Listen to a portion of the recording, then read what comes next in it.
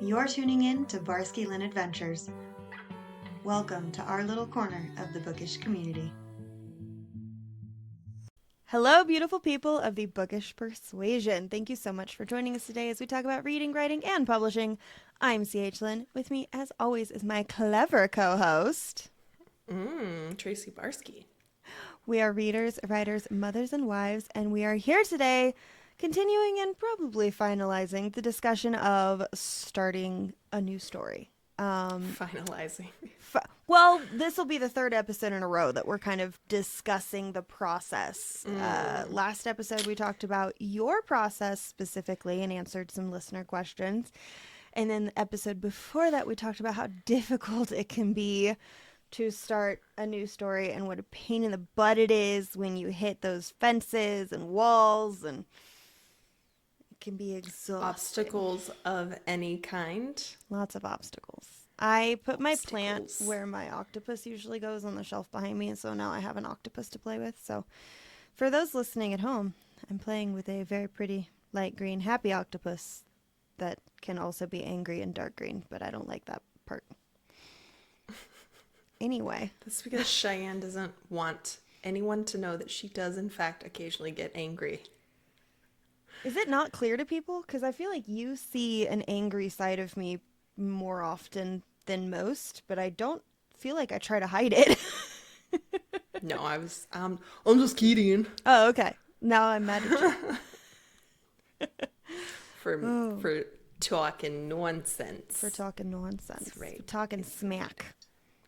Yeah. Anyway, so last time we talked about your process.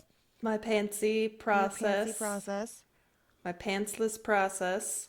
That's Cheyenne, in every relationship, wears the pants. And I'm in not this going to case, argue with that even a little bit. Translates into being prepared. She outlines. So tell us when you outline. Okay. Huh? Yes, she do. She do outline. Okay, you get your idea. Yes. First of all, how you and I have always discussed your books that you already have a lot of your plot figured out in your head. Yeah. I've never seen you, well, this is not true, because when we were doing Unborn, you came up with the idea, Jamie's story, right there on the spot. In the car. So I will describe home. that for you really quickly. We were talking about it, and then she was like, ooh, it would be really cool if, and she described this very specific particular scene between what ends up being her main character and another main character.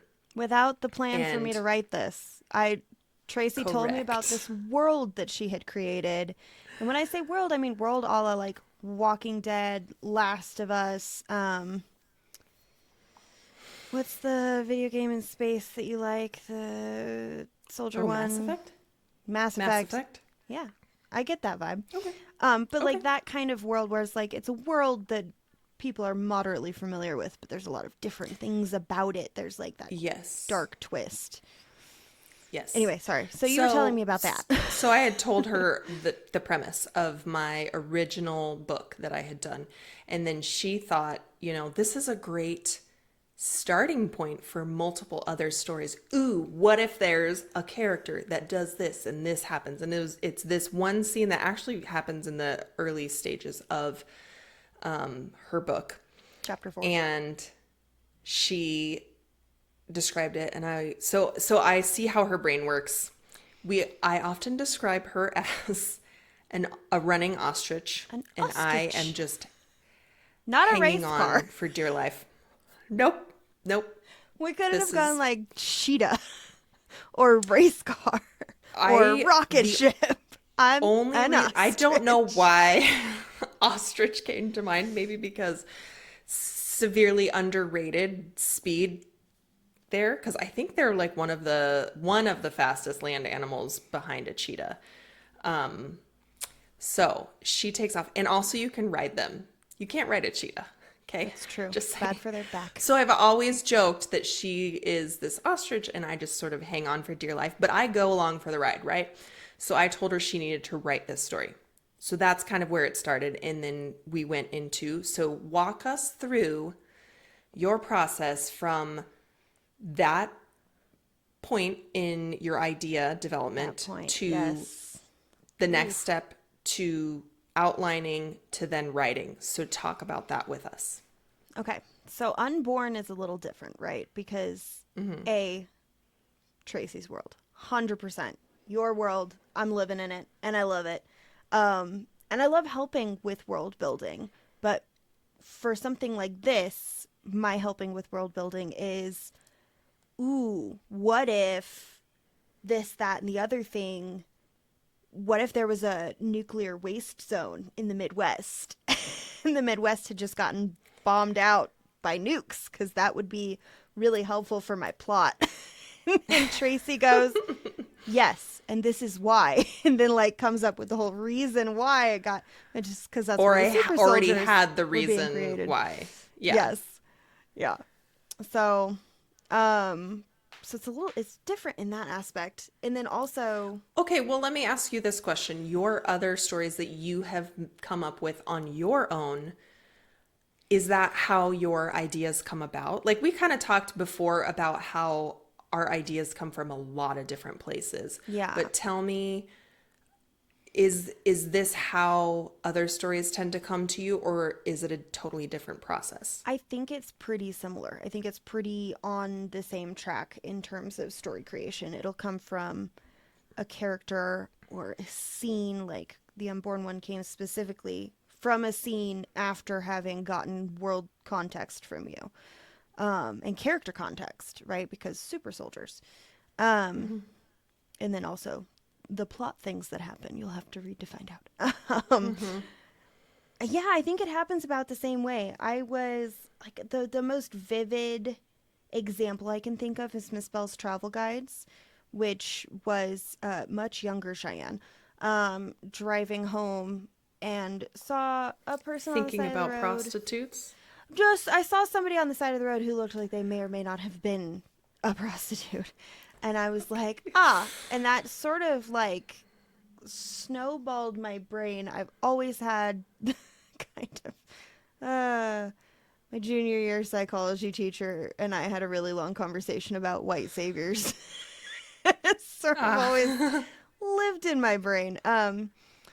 Always that sort of savior mentality, which I try to bear in mind for other things. But I was thinking, like, what if somebody took people who were in that position and was able to help them and change the way their lives went and stuff like that? And pulled into my mom's driveway and sat on my phone and typed out the intro to Miss Bell's Travel Guides, like the beginning 3 or 4 paragraphs of Lacey Goes to Tokyo, which has not changed very much since I did that.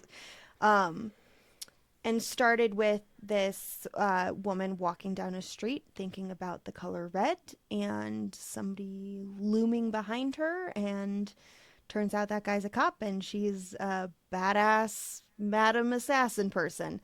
Where was I going with that? So starting a story, right? That's a really weird way to start a story idea.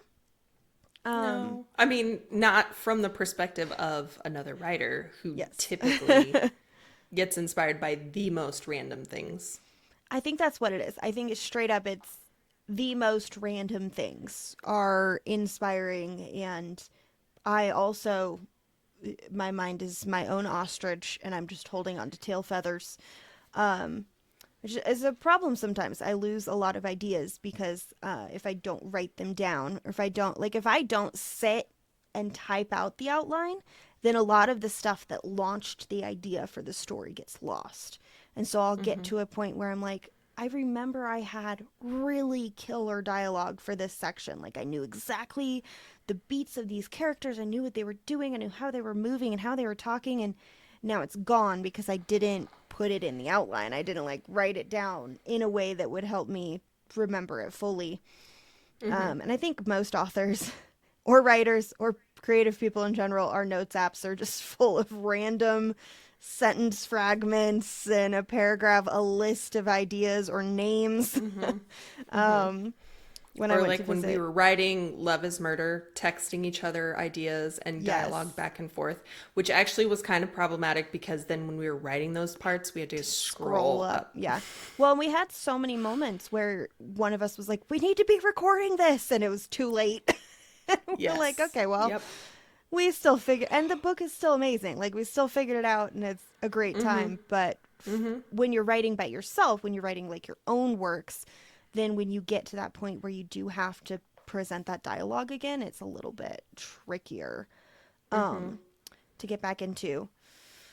So for a series, which all of my books so far, except the ones I've written with Tracey, which are technically still duologies, I've never written a standalone. I've always planned to, and it doesn't work out that way. Song of the Deep was supposed to be a standalone, and then I went, okay, but what if it's a whole world of fairy tale retellings?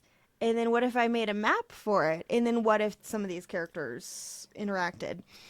And for Spooky Cat, it was just a very popular, adorable little book. And I was like, okay, well, I guess I could write another one. And then I was like, okay, well, but what if magic comes back into our world and now it's a whole paranormal, like, Professor X school on a farm in Colorado, and just sort of it all grows. It's like dropping a rock on a mountain full of snow. It's just, it rolls into an avalanche. Which is where the outlining comes in, right? Because again, otherwise I'm screwed. And usually then you will know via the outline that you can't tell the whole story in one book that way too. Yes, yes, that's a very good point. I'll be halfway through the outline going, this is longer than a normal book. Or I'll be halfway through the outline and go, well, that's a really cool character. What if the next story's about them? My outlines are generally pretty simple in terms of format, right? I'm not usually deep diving into really, really specific stuff of like structure of a story. I'm not like, this is the beginning and this is the middle and this is the end. I'm usually like, I know, for example, for the third Brady book, I know where the book's ending. I know the last probably quarter of the book in detail in my brain and on paper. I know exactly what is happening beat for beat storyline. Everything before that is a little bit looser in terms of I know what certain characters are doing. I know what the bad guys are doing. I know the different conflicts between people, and then we have to get there. And so when I start the process of sitting down and writing that out, it will start with a deeper outline where I actually figure out the order of events, the order of character POVs for the book. And I'm not going to do it like per chapter. It's not going to be like, chapter 1, this happens. Chapter 2, this happens. It'll be like, this is the scene that needs to come first. And then after that, this scene happens. And it goes like that via scene because that's a lot easier for my brain than looking at it per chapter. And then Miss Bell's Travel Which I Guides think in this context, scene is a little bit more like plot point. Because they're not fleshed out like this, like she's not writing out a scene. She sort of writes out like, that this thing happens here, then this thing happens here after this. Like that's what she means. These two characters need to have a conversation about this. And I'm not going to write the conversation, but that's what needs to happen there. Yeah. And then when I go back, it's a lot easier to write the actual scenes because I've got a really good flow already going, which also I think is helpful for me just in terms of staying on story flow, is writing the outline, diving deeper into the outline, and then when it's time to actually write the book, I've been living in the world for 2 weeks. I'm already there with the characters. And then Miss Bell's Travel Guides is completely different. I wrote the first one very loose, just writing it. It was the first book I'd ever like finished. And it was really fun and I loved it. My sister read it and was like, you need more of this. I was like, cool. So I added 20,000 words to the story. And she was fully right. So she's the one to blame. No, it Just was like kidding. Lacey's whole second half wasn't in the book. She was like, we need to find, like, we need this. And so she was right. But after that, I sort of got a little bit more structured with, I was listening to a podcast. What is it called? It's called Story Break. And they're not making it anymore, but they have a lot of backlogged episodes. And it's just these three guys sitting there writing a screenplay from nothing. And it's like a very loose screenplay, but it's just the most random stuff. And then they took one of their random ideas and used the 5-act like film structure to turn it into an actual screenplay, and it was ridiculous and hilarious and had a lot of continuity errors, but it was fun to listen to. And so I got into the 5-act structure, and so that's what I use for Miss Bell's travel guides, because it's dual POV, it's first person, it takes a lot of research. I need to know where the characters are going, what they're doing, if they go out to eat, if they go to museums, if they go, like, I need the layouts of cities and all that stuff. So the 5-act structure that I use for that is, it's not doing it right. The preamble. Nope. Prologue? That's not it. The beginning, which is Act 1, and that's when you meet the characters, essentially. It's like, it's just the intro of, like, these are who's here. This is who we're playing with. Act 2 is, this is why there's a problem. It's the conflict. This is what... And those two acts happen very close together, often overlapping. Act 3 is the rising action, so like the conflict has snowballed into something that must be dealt with immediately. And then you've got 4, which is the falling action, which is we're doing the thing. This is the actual heist. The heist is happening in Act 4. Or the murder, or Act 4 in like... It's not called, is it Broken Glass? What's the one with James Bond where he's Southern? Glass Onion. Yeah. Glass Onion. It wasn't Glass Onion, no. It was the... Knives Out. Knives Out, thank Knives you. Out. The Glass Onion is the same second guy? one. I didn't like it. Yeah, it's as the much. second one. Anyway. I only saw Glass Onion. Oh, did you? My brother told me to watch Knives Out, and then it was gone. It was like off the streaming services by the time I was ready, and then Glass Onion was on there. But it's the same thing. I think it's based off of... They're based off of books. Yeah. Yeah. Because what is his name? Murder mysteries. Yes. Or like Murder on the Orient Express. So Act 4, for an example for that, is when the detective is doing his monologue. This is Act 4 is, I know it's one of the people in this room, and now I'm going to explain why. And that's Act 4 for like a murder mystery type thing. And then again, for a heist, it would be the heist. And for, for Princess Bride, it's the getting into the castle is Act 4. And then Act 5 is, I'm going to butcher this and then you can fix it. The denouement? Oh, yeah. Denouement. Denouement. Okay, whatever. I mean, in It's French is I was trying to make it denouement. French. Sure. Denouement in French, yeah. Which is basically the opposite of the intro. Decrescendo. Decrescendo. It's the outro. It's the happily ever after, the wrap up, the riding off into the sunset on the back of the horse, the everybody in the heist goes their separate ways with big bags of money and the cops are left scratching their heads. Like, that's the end. And I wrote books 2 and 4 of Miss Bell's travel guides in that structure. And the way I did it was I had 5 acts for each character and was able to overlap them in a way where, again, quite often 1 and 2 are overlapping. And the, like, tension, the high point, the, like, climax of the story is happening over way more than it would because it's happening for 2 different characters. Anyway. So that's how I do that. And so that's what I'm working on now with the new story is I'm doing Delilah Goes to Chicago. And so I'm currently working on, I actually just finished doing the outline of the 5-act structure for each character. And then I do feel like I need to dive a little bit deeper into what actually happens. I was going to try to loosey-goosey it a little bit, and I was struggling so hard.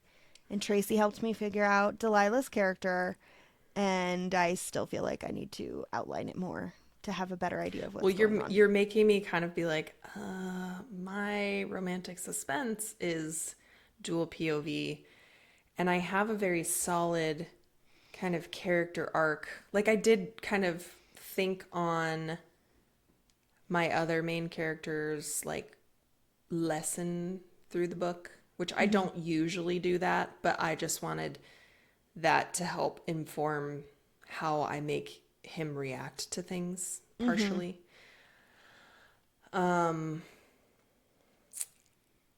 But now I'm wondering, I mean, mine are working side by side together most of the time, not so much, because your characters, their timelines are not overlapping. They're not they're parallel, but they're not connecting much. My at all characters are not until- in the same place for most of the books. Yeah. So That's something to keep in mind if you, I mean, anybody who's telling you need to outline and do this kind of work on your story before starting, or even afterwards. Sometimes if you're a pantser, you have to go afterwards and kind of plan that out a little bit better. You still need a character arc for your main characters. You still need something where, like, where are they starting?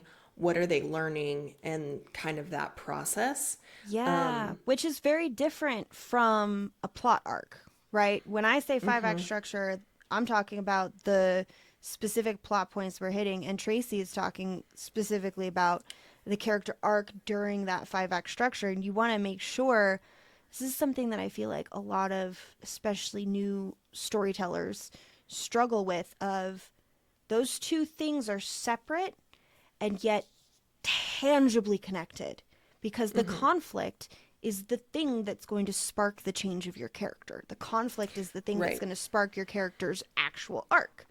And then depending on where you want their character to end is going to be what happens at the, like, if they lose somebody at the climax of the story, their character arc is going to be completely different than if it's all sunshine and rainbows.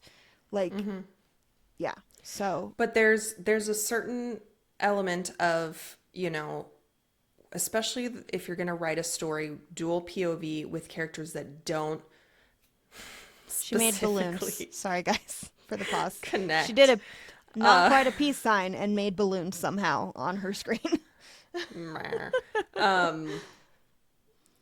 You do have to have that planned out where you know when certain things happen to certain characters who are the main element.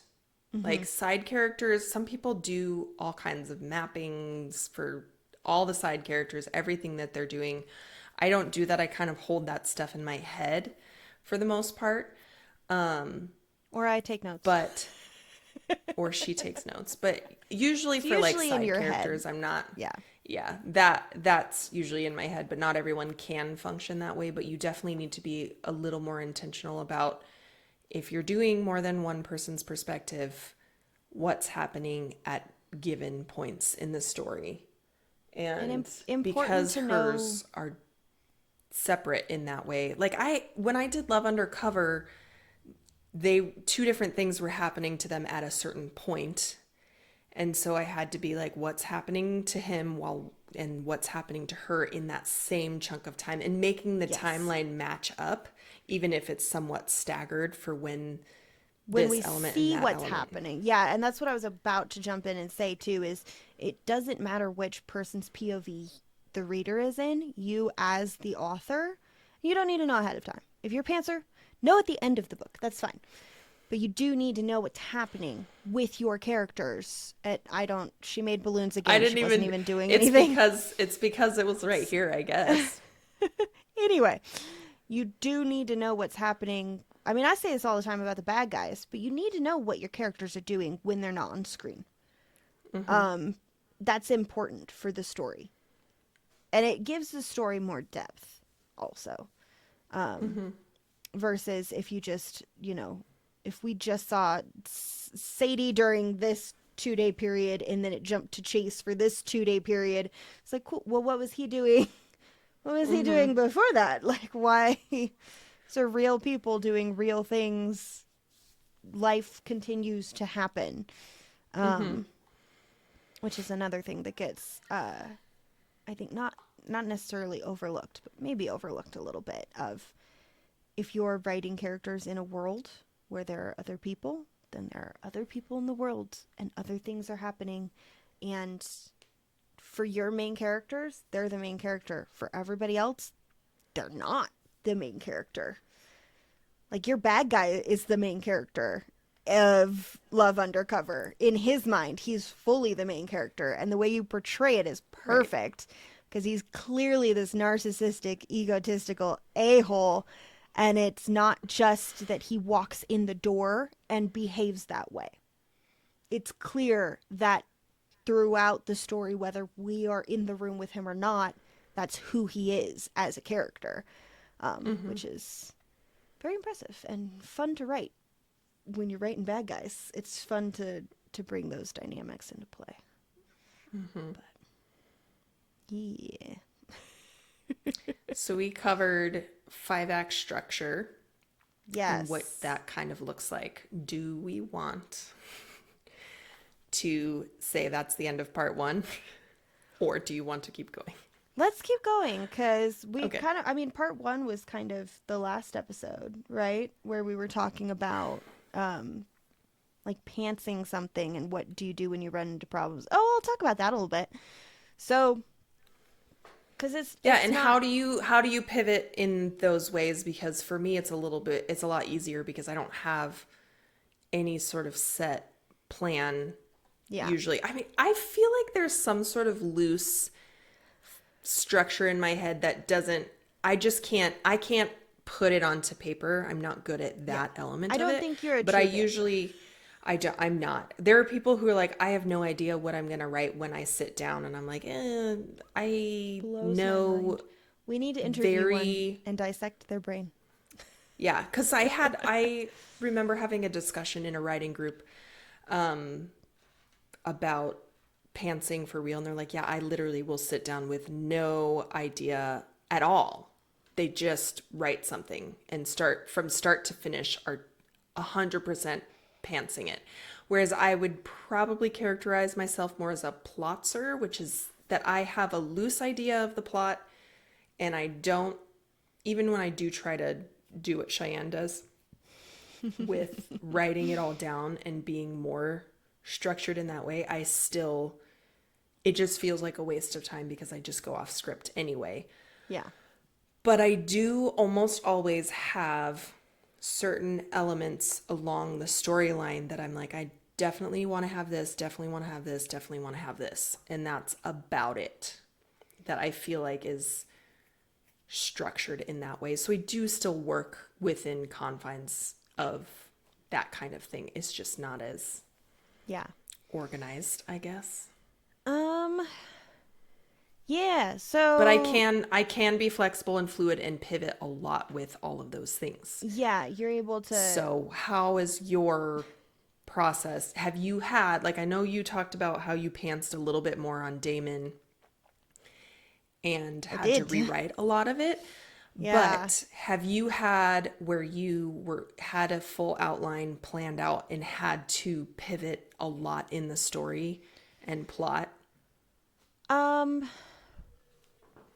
No. The answer to that is yes and no, right? Because from original loose story outline to finished product, tons changes. Lots of plot stuff changes, characters change, some characters are gotten rid of. There's a random little girl in Abradia who is a very big character for a long time. And she was almost directly stolen from the Maximum Ride series. It's a little 6-year-old who could control people with her mind. And I got to a point where I was like, all right, we don't need this guy. Like, I love her, but we don't need this character. This is too much. And then brought in Claire, the one who Cho has to, like, go rescue. And that made for way more dynamic in that group. So When it's worth noting too that in a book like Abradia and a few other fantasy books I've read, there are a lot of characters who are main characters that we see from their perspective. And you really have to weigh the importance of their storyline. Like, how does it impact the story for everybody? Yeah. And how do all the side characters in those main character POVs impact? Because I think I could sit myself down along with any other person who's read Hope and Lies and be like, can you list all of the characters that are named in the story? And nobody would ace that test because there are a lot, but all of them do have a purpose. There's not usually a character named who did, like, I think it's important to have characters on screen who don't have a name. Like, there's a reason you get bodyguard number 1 and bodyguard number 2, because we don't have to know their names, but it is important to see that this guy has bodyguards. And I think the same thing goes into writing in terms of, like, there have to be other people in the room. If you're in a city, there have to be other people in the city. It's not just the core group of characters. So people with a name have an importance level and come into the story multiple times and throughout the whole series do. I got off track. Yeah, so we were talking about your ability to be flexible or have the story change while following a much more structured outline. Yeah, so from loosey-goosey to full outline is when most of the changes happen, right? Because I'll go, okay, we actually don't need this, or this has to be way earlier or later in the story, or this character conflict has to happen earlier so we can do this later and stuff like that. Do you find that out in the outlining process or in the writing process? Both. So when I do the really intensive outlining, I catch most of it, right? And then when I sit down and actually start writing a story, I'm like, when I wrote Truth and Fury, I had 7 pages of outline. Fully detailed. It was bullet points, different people, like, it was color coded, different people's POV, etc., etc. I hit a point with one of the, like, main POVs in the story, and I was like, this doesn't track. This isn't making sense. This isn't right. The things happening in her story do not fit with what has to happen at the end. And so essentially, if you looked at the outline now compared to the book, there would just be a couple of blank spots where I'm like, cool, I'll figure it out. And then I get to that part, like, continue writing the scenes in order, unless I get struck with a crazy amount of muse juice and have to go write a different scene. I try really hard to go in order because that's how my brain works. And so I'll get to those parts and be like, okay, let me go relook at the outline. Let me remember, like, look at the notes of, like, why this didn't work and what I need to put instead, and then change it. And yeah, I mean, I imagine when I write the third one and you, my editor, go through and read it, there will be plenty of moments where it's like, hey, I don't think this works here. Like, let's reorient, let's organize. So it does happen. I think on the scope of 100 to 200,000 word books, having an incredibly detailed outline and doing most of that before I've actually written the words for it. Like, my outline's like 2,000 words, but it's not 200,000 words. So having most of that figured out before I go write it saves me time. Still have to make changes, still have to, like, go through and sprinkle breadcrumbs, just like you do for when you get to the end of yours and you're like, how do we make it even more undecipherable of who the bad guy is? So I'll do that too, get to it and be like, I know for a fact that I want this specific character trait to be punched right into the reader as they're reading, but I didn't really start that until later on. I have a really good example. Jamie loves painting. She loves painting, and I didn't know that. I knew that in the first chapter. I mentioned something very minimal, and then I was like, way later, I think she likes painting. And so going back and doing edits was like, here's a good spot to add in a little thing of her thinking about what it would be like to like paint this landscape, or how this would look on like with watercolor and stuff like that, where it's just small things that you can go back and add in. And yeah, that's definitely stuff that gets added on later, that isn't part of the outline, or is part of the outline but I forgot about it or whatever. So yeah, Okay. I don't think there's a single writer out there who can go A to B to Z and then they're done. And if Right. they do, No, I think certainly not. we've read maybe a couple of books like that, and I think readers can tell also when you read books like that, because it feels a little bit like the story's more two-dimensional. It feels a little bit like there's less world to the world. There's less people to the people.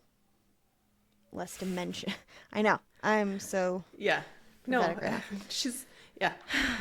Did you say, Tired, what did guys. you say? Pathetic? What? Prophetic. Did you say I prophetic? didn't say pathetic. Okay. I said prophetic. Anyway, I'm on day 2 of no caffeine, guys. No coffee, because I'm tired. That's not why I'm not drinking coffee. I'm on drinking black tea, and I'm a little tired today. Anyway, that's my process. That's the episode. Is there any Okay, other bye. questions that you can think of? Because we mostly get questions in terms of like plotting. We mostly get questions about your style. Because I think most people are pansters. Or I'm or weird. they try to, I don't know if that I don't think you're weird. I know a lot of people who are much more geared your style. And then I think I've met a lot of people who are a little bit more like me. I've also met a lot of people who are a little bit more like you, but then also put so much intention behind everything in their books, which I think is really great. But I know for me personally, I don't think I could ever get to a point of doing outlines at all, because I've tried it lots of times. Yeah. And it feels stifling because I'm like, okay, how do I get to this specific thing? That's it's why sort I of an really, in your head thing, I think. And I think it's the same for me trying to sit down and just write without an outline. I feel like I'm in my head about it, of like, for me personally, it's I don't want to waste my words. Because I did yeah, have to scrap like 60K from a book at one point, and I'm like, I'm not yeah. going to do that again. Which is crazy because, like we said, I've never had to do that, but I'm sure Yeah. it will happen to me. But I mean, I guess there's still, like we had talked about Love Undercover, there was a whole chunk that I changed, but like I said, I recycled a lot of it Yeah. as well to make certain things make sense. I created another storyline for another character actually while doing this.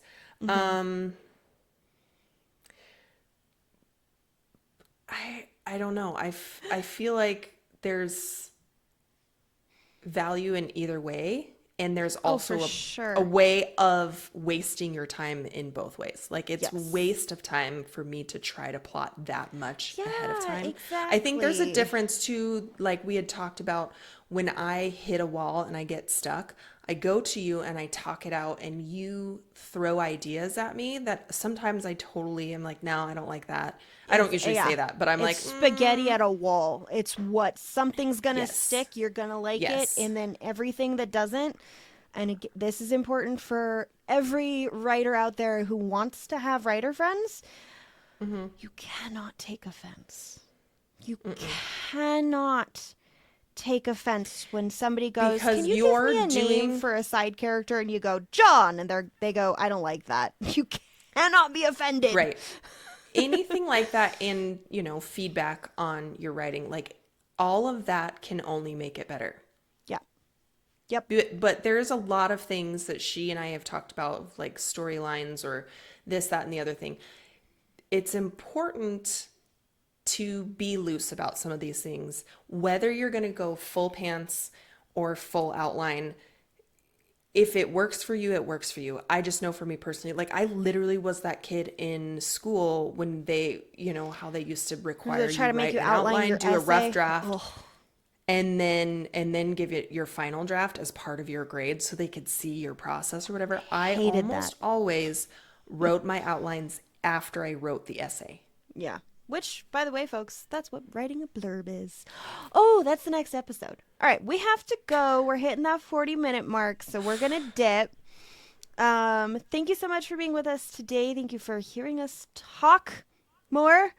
I think unless we get a boatload of questions about how to story plot, we're going to probably not be on this topic again for a while, because we've chatted about it a lot, and you guys had a lot of questions, which is awesome, and I hope we answered all of them.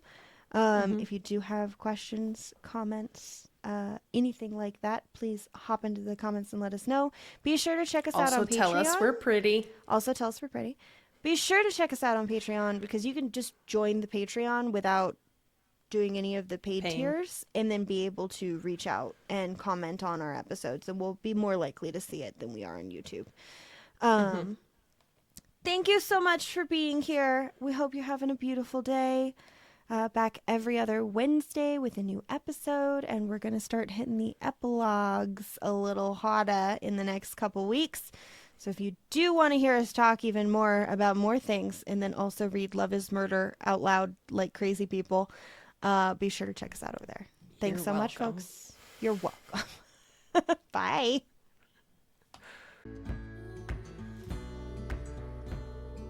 Thank you so much for tuning in. For more and to check out our after show, The Epilogue, head over to patreon.com/Barski-Lyn Adventures. We'll see you next time.